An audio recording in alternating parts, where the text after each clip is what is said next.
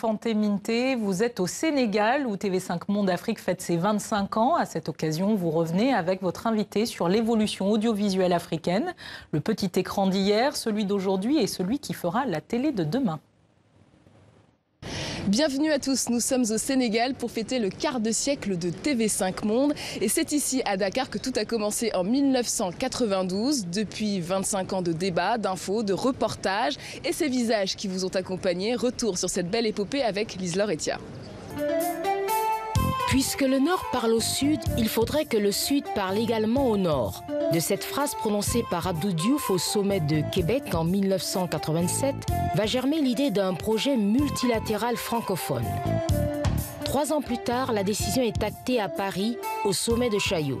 La chaîne de télévision francophone TV5 Europe étendra sa diffusion en Afrique avec par jour un décrochage de 2 heures dédié à des programmes spécifiques.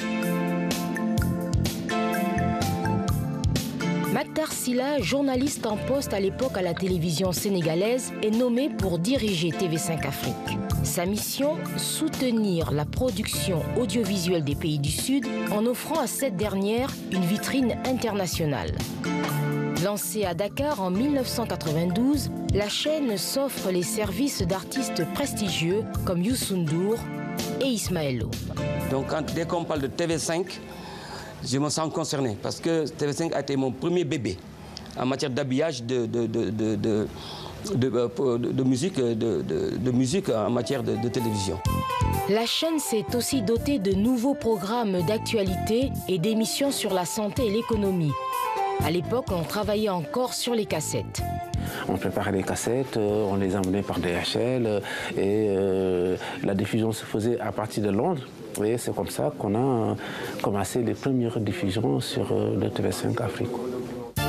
En Afrique, dans les grandes villes et sème sur les toits de nouvelles antennes baptisées TV5, très demandées par le public. D'abord, il fallait lutter pour avoir des antennes TV5 et il fallait les surveiller. Parce qu'il y a des moments où tu regardes ta télé, entends, ça commence à neiger, c'est que quelqu'un est parti avec ton antenne. En 1998, Denise Epotet, adjointe de Mactar Sylla, lui succède avec une priorité, assurer la distribution de TV5 Monde Afrique par voie satellitaire et par voie terrestre. Aujourd'hui, la chaîne est diffusée dans 48 pays du continent et captée dans plus de 14 millions de foyers. En proposant chaque semaine 40 heures de programmes sous-titrés en anglais, TV5 Monde Afrique est devenue en 25 ans la première chaîne internationale en Afrique.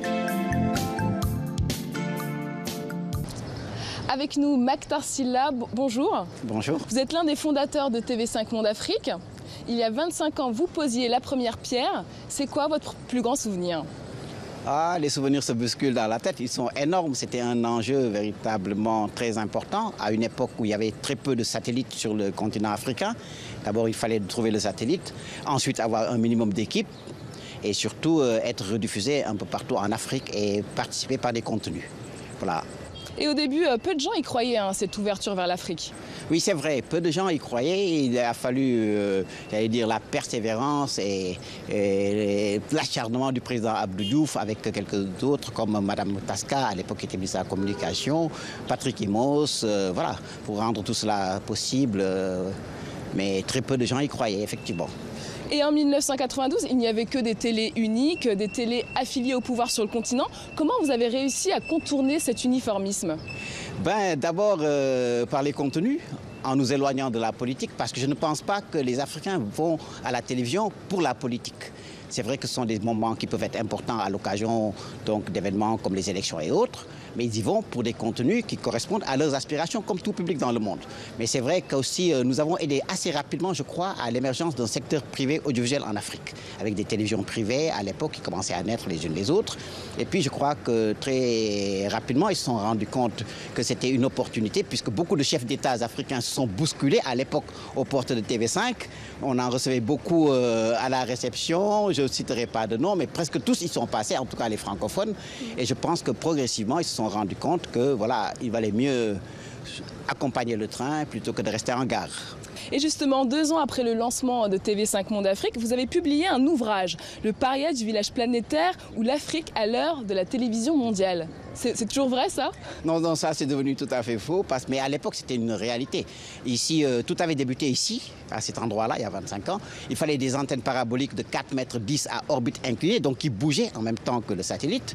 Mais aujourd'hui, il y a plus de 600 chaînes de télévision africaines. Bon, on peut mettre tout ce que l'on veut dedans, mais il y a au moins 600 signaux différents qui sont là sur le continent. Beaucoup de chaînes ont accédé à ce que j'appelle la citoyenneté satellitaire grâce à TV5, et donc qui a frayé la voie. Et donc aujourd'hui, effectivement, on est dans un monde de pluralisme, mais la grande bataille, le grand défi, c'est celui des contenus. Et Mactar Sylla, justement, une des dernières évolutions de la télévision en Afrique francophone, ce sont ces séries qui font fureur. Elles sont produites localement. Gros plan sur l'une des séries qui détrône les telenovelas brésiliennes à Dakar. Elle s'appelle Idole, un reportage que l'on a tourné avec Cheikh Berté et Margot Chevance. C'est le petit moment détente juste après les cours, presque un rituel pour Yacine et ses amis.